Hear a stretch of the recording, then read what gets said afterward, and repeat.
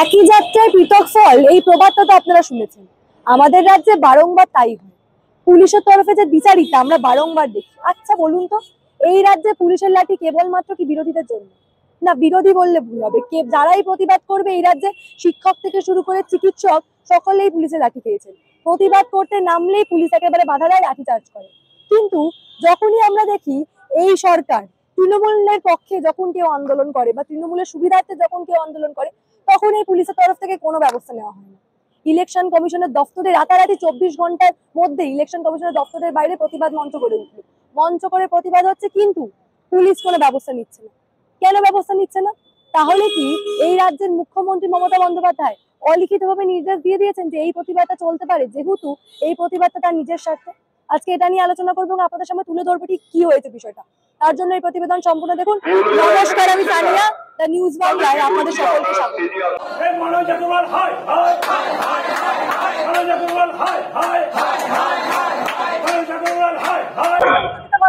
কি ভয় পাচ্ছে? আমি জয় বাংলা বলছি তো, দেয়া হয়েছে, দেয়া হতে পারে, এটা বঙ্গ। সেটাই বলেছি তো, কি হয়েছে? জয় বাংলা ধ্বনি যদি কেউ দিয়ে থাকে, আমরা বাংলার মানুষ, বাংলার অধিকার। না, রাজনীতি করতে আসিনি এখানে। বিএলওরা জয় বাংলাও বলতে পারে, তারা তাদের নিজস্ব, তাদের যা ধ্বনি সেটা দিতেই পারে।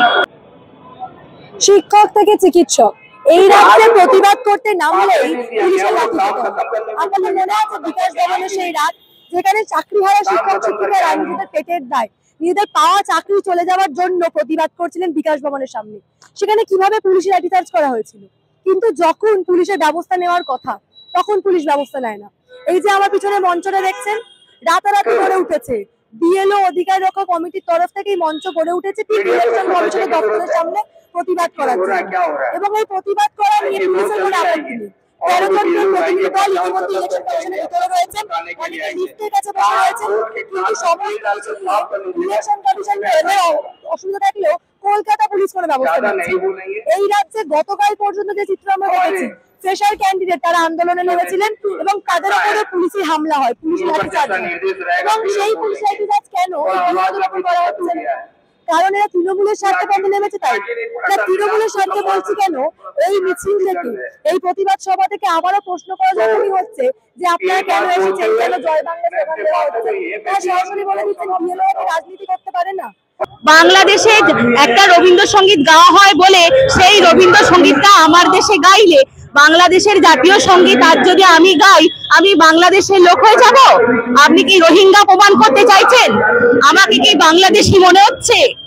আপনি মনে হচ্ছে ভারত থেকে কিছু ঘুষ খেয়ে এসেছেন, সেই রকমই চ্যানেল আপনি।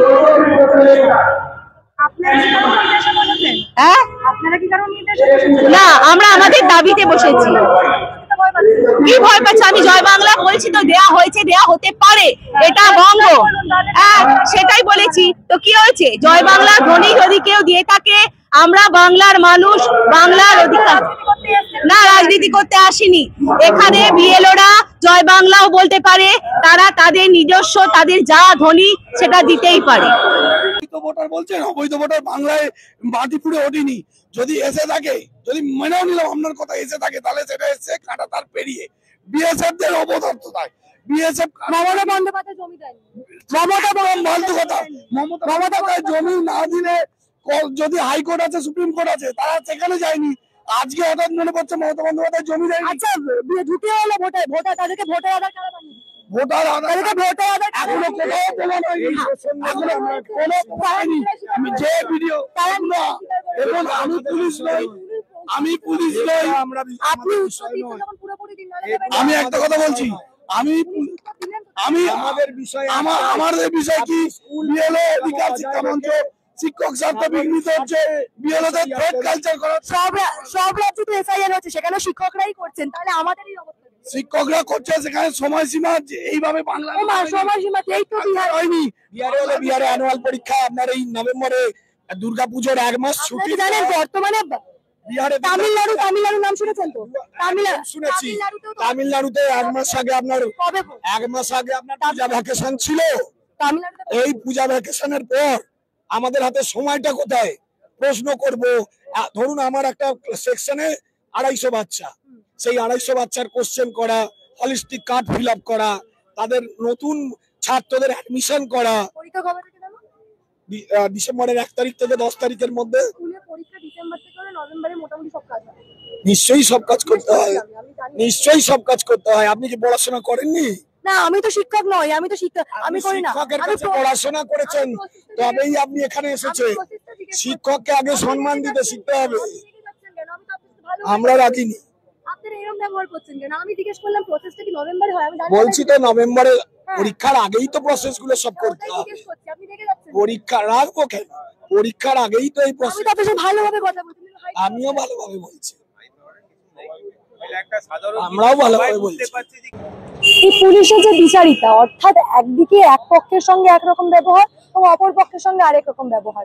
শিক্ষকরা যেখানে মার খাচ্ছেন, চিকিৎসকরা যেখানে মার খাচ্ছেন, সেই জায়গা থেকে দাঁড়িয়ে এই বিএলওদের বিরুদ্ধে কেন ব্যবস্থা নেওয়া হচ্ছে? তাহলে কি প্রথমে যেটা বললাম ধরে নিতে হবে যে মমতা বন্দ্যোপাধ্যায় কোনো এক অলিখিত নির্দেশ দিয়ে দিয়েছেন, যার জন্য বিএলওরা যতই আন্দোলন করুক না কেন, যেখানেই আন্দোলন করুক না কেন, পুলিশ তার বিরুদ্ধে কোনো ব্যবস্থা নেবে না। এবং এই বিষয়ে নিয়ে যারা দিনের পর দিন আন্দোলন করেছেন এবং পুলিশের মার খেয়েছেন, সংগ্রামী যৌথ মঞ্চ, তারা কি বলছেন তাদের বক্তব্য শুনুন। এটা এক পেশে প্রশাসনের এই ধরনের এক পেশে ঘটনা আমরা দেখতে দেখতে অভ্যস্ত হয়ে গেছি। রাজ্যের মানুষও দেখেছেন। আমাদের যখন 2023-এর 27 জানুয়ারি অবস্থান কর্মসূচি শুরু হয়, আমাদের দীর্ঘ প্রশাসনিক পুলিশি বাধা এবং বিভিন্ন ধরনের বাধার সম্মুখীন হয়ে আমাদের যদি কোনো অবস্থান কর্মসূচি করতে হয়, সেটা আদালতের নির্দেশ ছাড়া আমরা বসতে পারি না।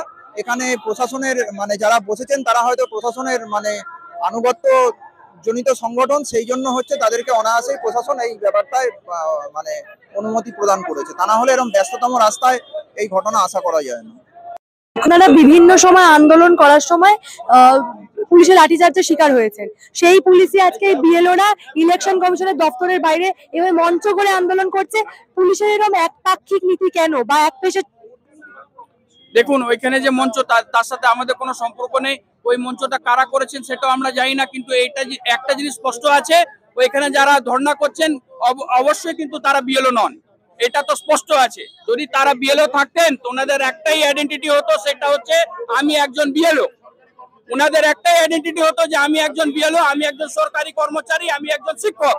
কিন্তু যারা এখানে বসে স্লোগান দিচ্ছেন সরকার, মাননীয় মুখ্যমন্ত্রী কথাতে ওনারা এখানে ধর্ণায় বসছেন, তার প্রশ্ন একটাই যে ওনারা সত্যি বিএলও আছেন কি আছেন না, সেই প্রশ্নটা উত্তর আমরাও বুঝতে পারছি না। আমার মনে হয় ওনারা কোনো বিএলও নন, জাস্ট একটা প্রপাগান্ডা করার জন্য এখানে ওনাদের আন্দোলন চলছে। এনাদের বিরুদ্ধে ব্যবস্থা নেবে না, কেন? শাসক পক্ষের লোক, কেউ বিএলও নাকি? এবারে 99% হচ্ছে পার্টি, সরাসরি পার্টির সদস্য, একটাও বিএলও না। বিএলও হলে কেন বসেই থাকতে পারতো না? কাজের চাপে তারা মাথা খারাপ হয়ে যাচ্ছে। কেউ বিএলও হয়ে বসে থাকতে পারতো? কেউ বিএলও না। গতকাল যে মিছিলটা হলো বিএলওদের, এনারা তো সরকারি কর্মচারী, সেই মিছিল থেকে জয় বাংলা স্লোগান দেওয়া। জয় বাংলা স্লোগান কারা দেয়? জয় বাংলা স্লোগান যারাই দেয়, যারা একটি নির্দিষ্ট রাজনৈতিক দলের সদস্য। এই এর মধ্যে অনেক কিছু আছে, তারা না বুঝে বা ইচ্ছাকৃত ভাবে জানে আমাদের কেউ কিছু করতে পারবে না। 21শে জুলাই একটা রাজনৈতিক দলের মিছিল ছিল, সেখানে সরকারি কর্মচারীরাও 21শে জুলাই সমর্থনে বা তাদের আহ্বান করে মিছিল করেছিল। কাজে তারা শাসক পক্ষে আছে, শাসক পক্ষে জানে আমাকে কেউ কিছু করবে না, সরকার ম্যাডাম কিছু করবে না, প্রশাসন কিছু করবে না, সেই ইন্টেলিজেন্স তারা পাচ্ছে বলেই এই কাজগুলো করছে। এটা প্রশাসনের বলবো নির্লজ্জতা। একটা মডেল গভর্নমেন্ট বা মডেল প্রশাসন আইনের অনুযায়ী নিরপেক্ষভাবে করে, কিন্তু পশ্চিমবঙ্গে দীর্ঘদিন ধরে আইনের শাসন নেই। আমরা যদি শান্তিপূর্ণ আন্দোলন করি, সেই আন্দোলনে আমাদের বাধা দেওয়া হয়, কোর্টের পারমিশন থাকলে বাধা। কিন্তু অন্যজনে আজকে হঠাৎ দেখলাম যে বিএলওদের একটি মঞ্চ তড়িঘড়ি রাস্তা জাম করে তৈরি। আমি বলি তাদের আন্দোলন করার অধিকার আছে, তাহলে তাদের যদি অধিকার থাকে, অন্যান্য যে গণসংগঠন আছে তাদের অধিকার আছে, তাহলে পুলিশের যে একপেশে নীতি, এর ফলেই কিন্তু পশ্চিমবঙ্গ সর্বস্তরে পিছিয়ে পড়ছে। পুলিশের প্রতি আস্থা, ভরসা, বিশ্বাস থাকছে না, কেন পুলিশ নিরপেক্ষ নয় আর কি। এই জায়গা থেকে এই সমস্যাগুলো তৈরি হচ্ছে পশ্চিমবঙ্গে আর কি। অধিকার রক্ষা কমিটি আপনাদের পাশে আছে, কিন্তু আপনাদেরকে এগিয়ে আসতে হবে। আমাদের যে এসআইআর প্রক্রিয়ার ক্ষেত্রে আসল হিরো কিন্তু এই বিএলও, এবং এই যে বিএলওরা বিভিন্ন সমস্যার কথা উঠছে, বিভিন্ন গ্রামের ক্ষেত্রে প্রান্তিক অঞ্চলে নেটের সমস্যা থেকে শুরু করে বিভিন্ন সমস্যা কিন্তু কমিশন মেটানোর চেষ্টা করবে, তা কিন্তু ইতিমধ্যে কমিশন বলে দিয়েছে। তার সত্ত্বেও বিএলওরা প্রতিবাদ করে তাহলে কি বিএলওদের মূল সমস্যা দাঁড়াচ্ছে এসআইআর বন্ধ করার জন্য ইউরোপের কাস্টম ব্যবহার করা হচ্ছে বিএলওদের সমস্যাকে শেষমেশ এই মোক্ষম চাল দেওয়া হলো কেবলমাত্র এসআইআর বন্ধ করার জন্য। এই বিষয় নিয়ে আপনার কি আপনাদের মূল্যবান এবং গুরুত্বপূর্ণ মতামত অবশ্যই আমাকে জানাবেন নিউজ বাংলা কমেন্ট সেকশনে, এবং দেখতে থাকুন না নিউজ বাংলা। জেনে রাখবেন, রাজ্য রাজনীতি এড়ালে কোনো ঘটনাই আমরা চেপে রাখতে দেবো না।